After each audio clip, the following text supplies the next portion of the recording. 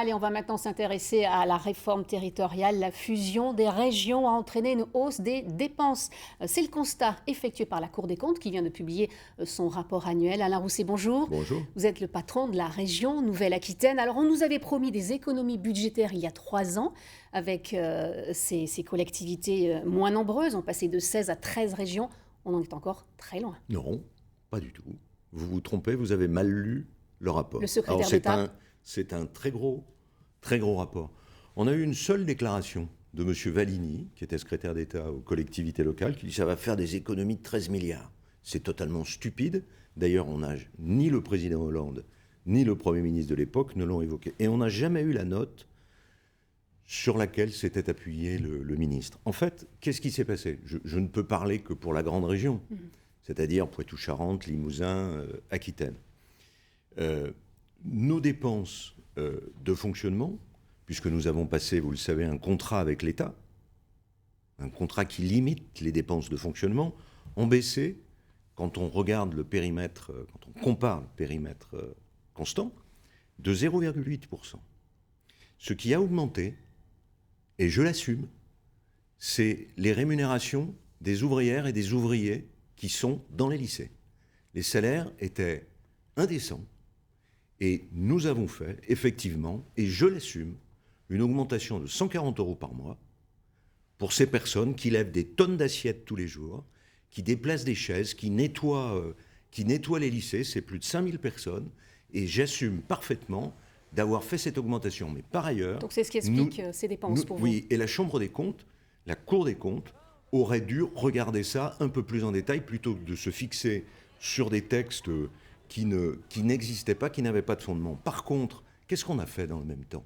On a dépensé 2 milliards d'euros pour des investissements dans les lycées, dans les trains, sur les gares, sur les voies ferrées, auprès des communes.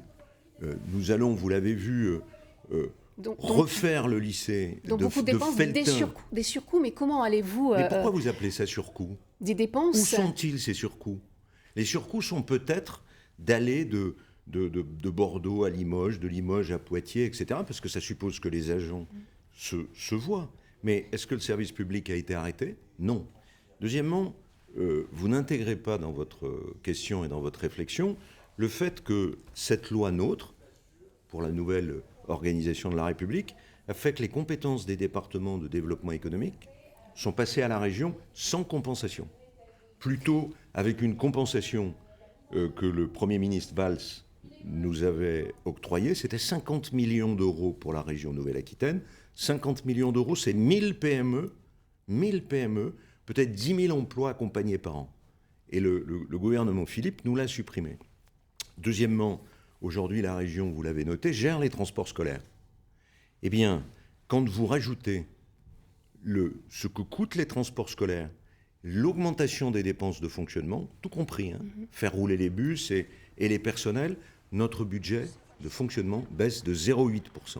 Donc, un mot maintenant sur ces économies. Est-ce qu'il y a des économies qui ont été tout de même réalisées grâce à cette fusion ? Il y a des économies qui vont être réalisées progressivement sur les moyens de transport, sur les fluides, effectivement, mais il y a des appels d'offres. Des entreprises...